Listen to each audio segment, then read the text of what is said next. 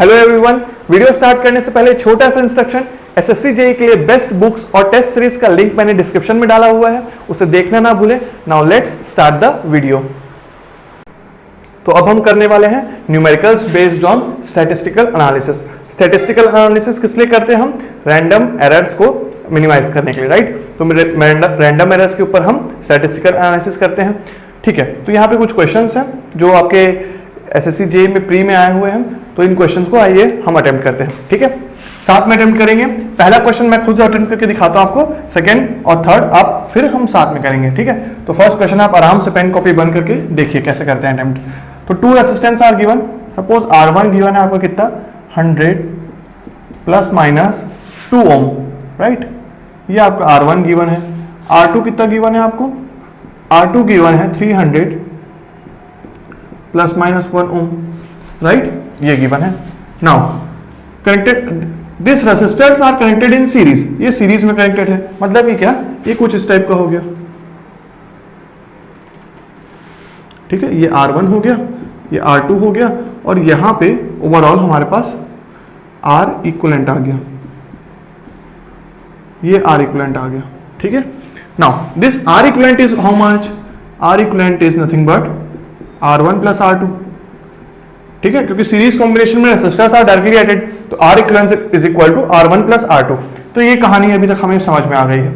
Now find the standard deviation of combination. अब ये जो कॉम्बिनेशन है ना, R equivalent is equal to R1 plus R2, R equivalent is equal to R1 plus R2, इस combination का overall standard deviation क्या होगा, ये क्वेश्चन पूछा गया है। अब नोटिस करने वाली बात पहले ये कि देखो कॉमन क्वांटिटीज है, मतलब कि सारे के सारे रेसिस्टर्स है, तो सारे के सारे जब रेसिस्टर्स हैं तो यहाँ पे हम स्टैंडर्ड डिविएशन का यूज कर रहे हैं। अनसर्टेनिटी देखो सेकंड क्वेश्चन में यूज किया गया है, uncertainty in the measurement of power, क्योंकि यहाँ पे वोल्टेज और करंट है, राइट। तो कॉमन क्वांटिटीज के केस में स्टैंडर्ड डिविएशन।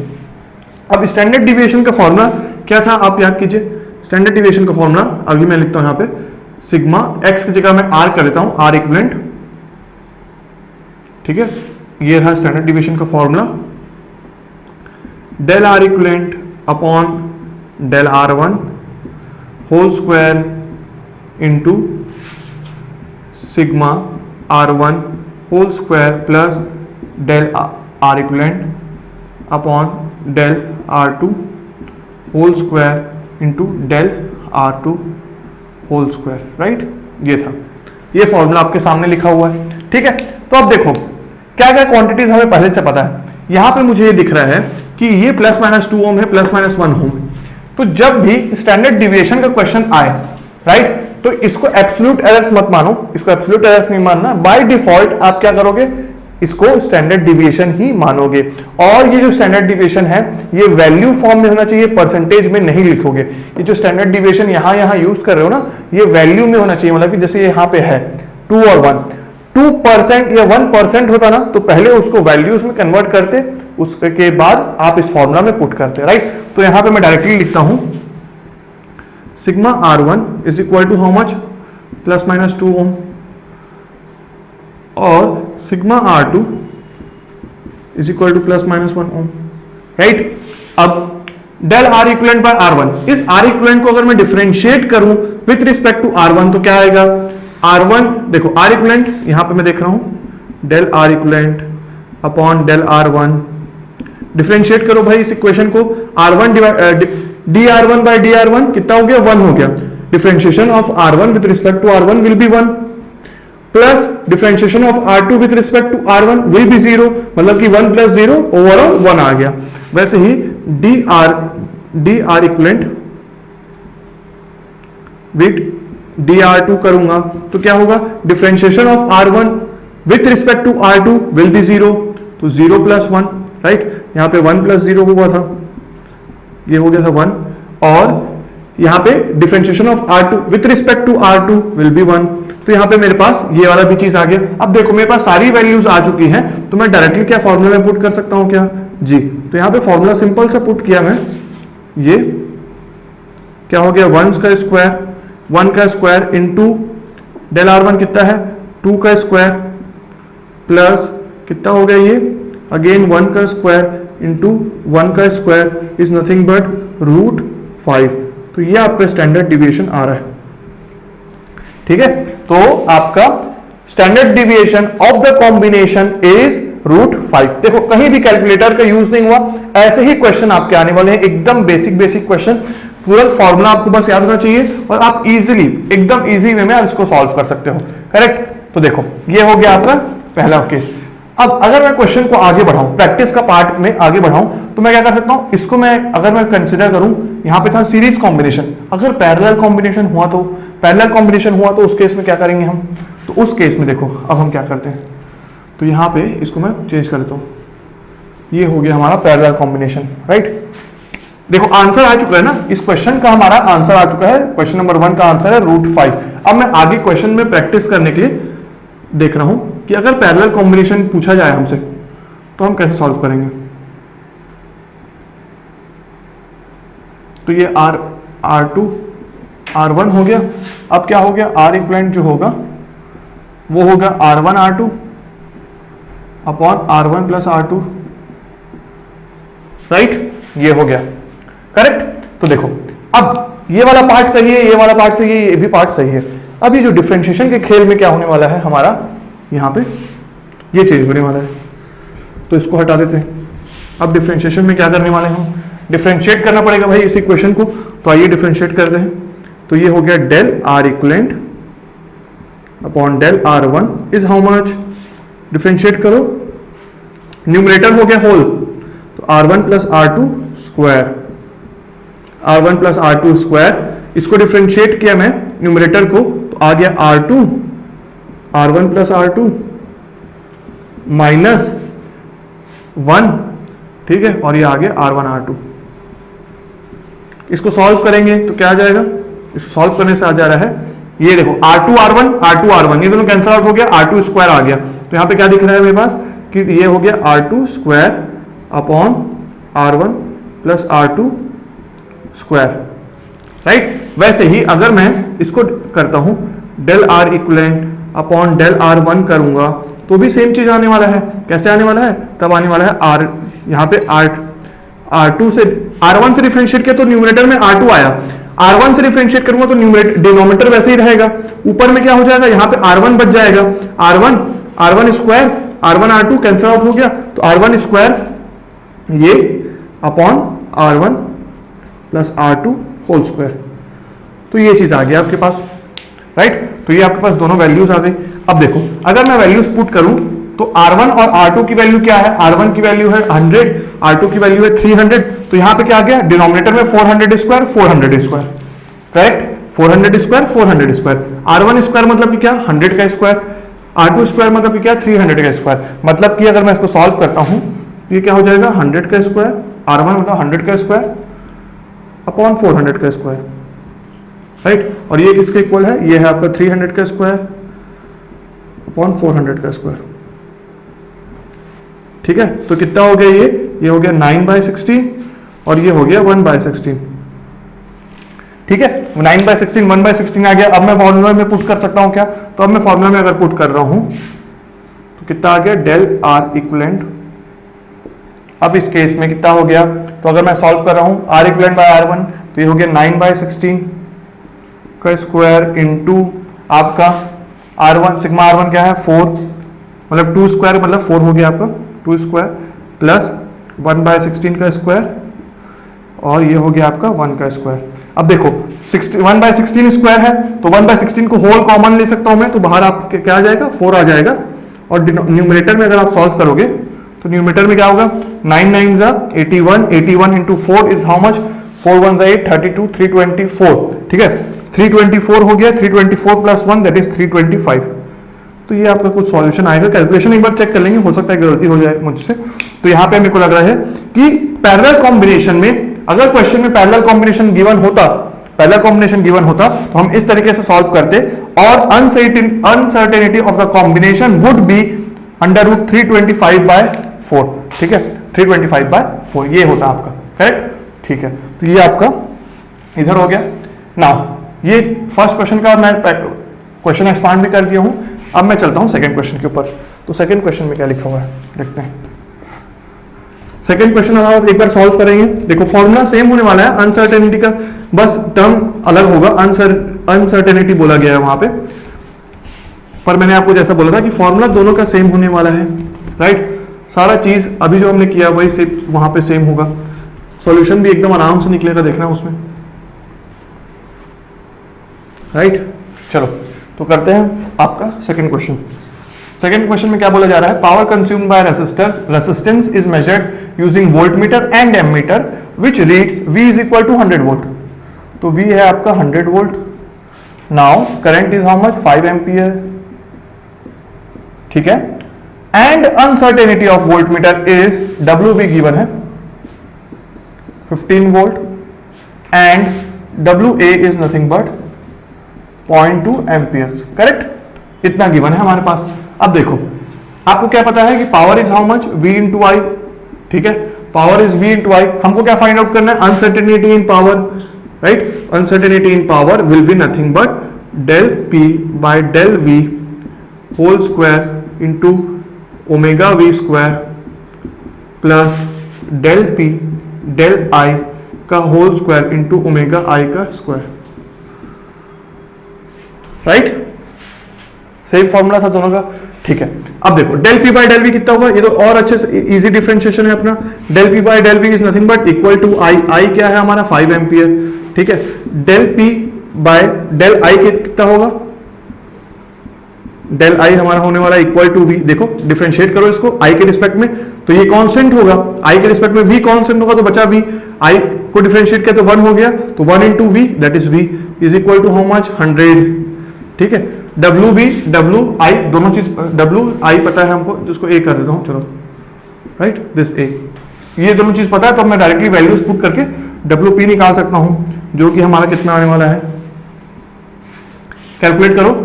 देखो dP by dV that is 5 का स्क्वायर, ठीक है। WV कितना है 15 का स्क्वायर, ठीक है। नाउ दिस इज 100 का स्क्वायर एंड इंटू 0.2 का स्क्वायर। इसको कैलकुलेट करके 26.31 आता है शायद, एक बार चेक करेंगे आप कैलकुलेशंस को। कैलकुलेशन मैं चेक कर लेता हूं खुद ही, ठीक है। कैलकुलेशन कितना हो रहा है, 5 स्क्वायर इंटू 15 का स्क्वायर प्लस 100 का स्क्वायर इंटू 0.2 का स्क्वायर इज, ये तो कुछ उल्टा आ रहा है यहाँ पे, 1.5 है क्या, एक मिनट यहाँ पे चेक करते हैं हम, 1.5, हाँ 21.36, तो ये हो रहा है आपका 21.36, सॉरी 21.36, और यहाँ पे आपका कुछ वैल्यू ये 1.5 वोल्ट है, ठीक है। ये आपका 1.5 वोल्ट है क्वेश्चन में, ये मैंने गलत कर दिया, ठीक है। 15 वोल्ट नहीं होगा, 1.5 वोल्ट होगा। तो uncertainty in voltage is 1.5 volt, तो यहाँ पे मैं 1.5 वोल्ट कर देता हूँ, तो ये आपका 21.36, ये आपका आंसर हो गया। क्वेश्चन नंबर 2 भी सॉल्व हो गया। तो देखो जनरली आपसे मैंने बोला था कि 15 जो आपका फॉर्मूला लिखवाया था वो इंपॉर्टेंट होता है, तो ये देखो दोनों क्वेश्चंस आपके एग्जाम्स में आए हुए हैं, ऐसे क्वेश्चंस आपके आने के बहुत ज्यादा चांसेस हैं, तो इसलिए आप ये इससे बाहर नहीं आएगा। ऐसे 2 टाइप के क्वेश्चन आपके अभी तक पूछे गए हैं और ऐसे ही क्वेश्चन आगे भी आने के चांसेस हैं, right.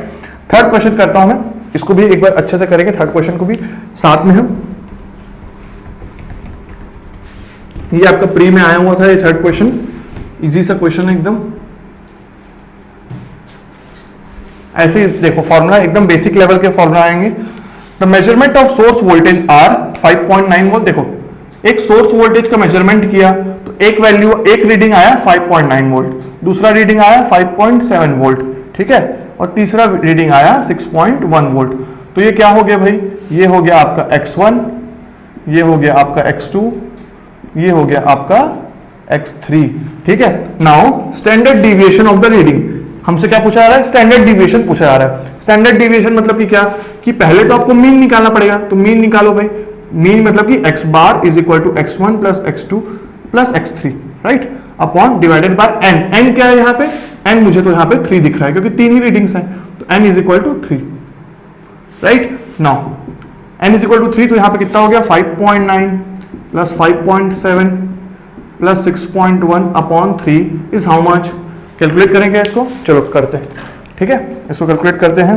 5.9 plus 5.7 plus 6.1 upon 3 is how much, 5.9 ही आ रहा है मेरे को, ठीक है, 5.9 के इक्वल आ रहा है ये, दिस इज 5.9, तो मीन हमारा कितना इक्वल टू आया, मीन आ गया मेरा 5.9 के equal, right. This is the first point.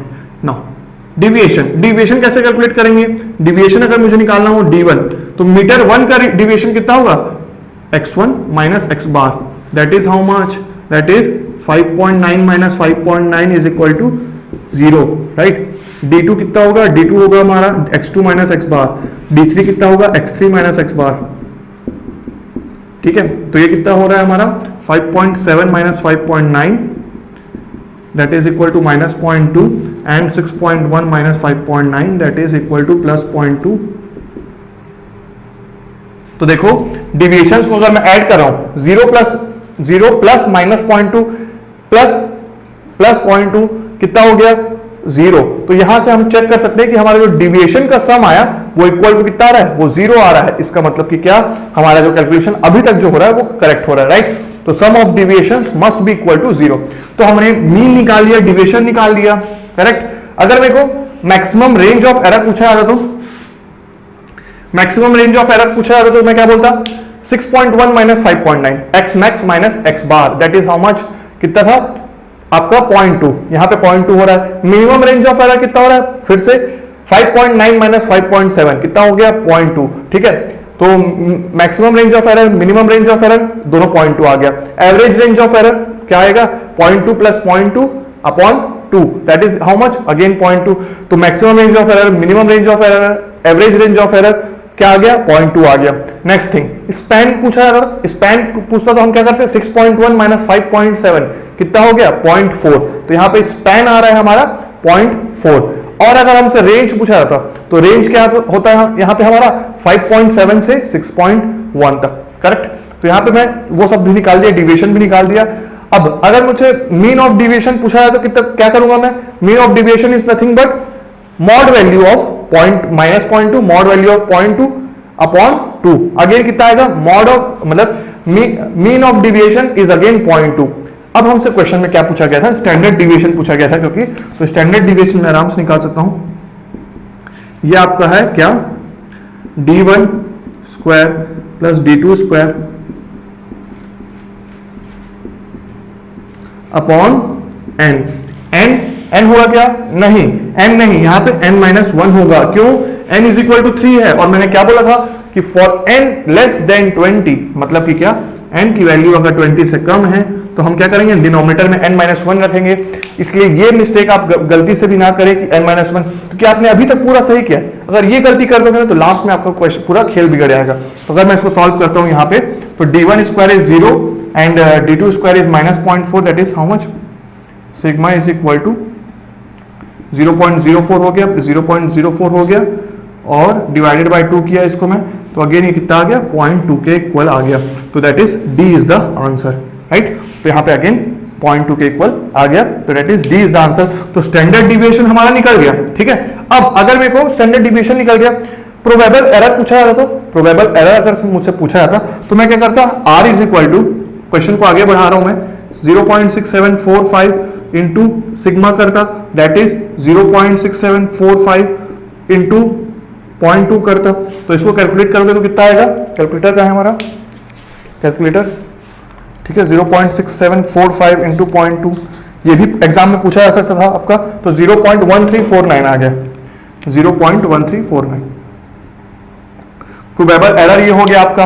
अब अगर आपसे पूछा था, सपोज करो इतना तो काफी है वैसे, और क्या क्या पूछ सकते थे आपसे, आगे के फॉर्मूला आपसे पूछा जा सकते थे, ठीक है। तो आपसे प्रोबेबल एरर पूछा जा सकता था, और क्या पूछा जा सकता था कि मीन प्रोबेबल एरर पूछा जा सकता था आपसे। तो मीन प्रोबेबल एरर क्या होगा आपका, मीन प्रोबेबल एरर का फॉर्मूला क्या होता है आपका, मीन प्रोबेबल एरर का फॉर्मूला होता है आपका, अगर मैं लिखूं यहाँ पे मीन प्रोबेबल एरर, तो that is sigma m is equal to r by root n minus 1, because n is less than 20। तो लेस देन 20 के केस में r by under root n minus 1, that is यहाँ पे क्या होता है आपका, ये आता है आपका 0.1349 डिवाइडेड बाय रूट 2, ठीक है, डिवाइडेड बाय रूट 2 आ जाता, correct. Standard deviation of mean पूछता, अगर आपसे स्टैंडर्ड डिविएशन ऑफ मीन पूछता तो क्या करते हैं आप, यहाँ पे ये आपका 0.2 आया है standard deviation, right.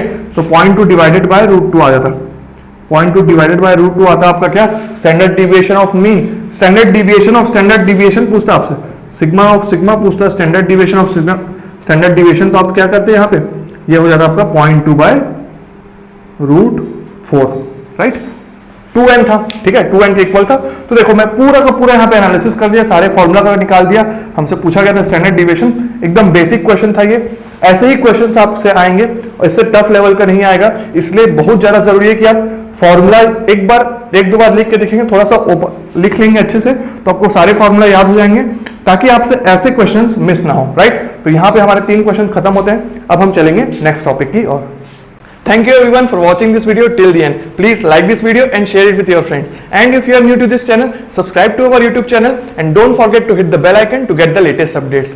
SSC JEE के लिए बेस्ट बुक्स और टेस्ट सीरीज का लिंक मैंने डिस्क्रिप्शन में दे दिया है, और अगर आप हमारा टेलीग्राम चैनल ज्वाइन करना चाहते हैं तो उसका लिंक भी मैंने डिस्क्रिप्शन में और फर्स्ट कमेंट में दे दिया है। तो मिलते हैं नेक्स्ट वीडियो में, तब तक के लिए हैव अ गुड डे, सी या।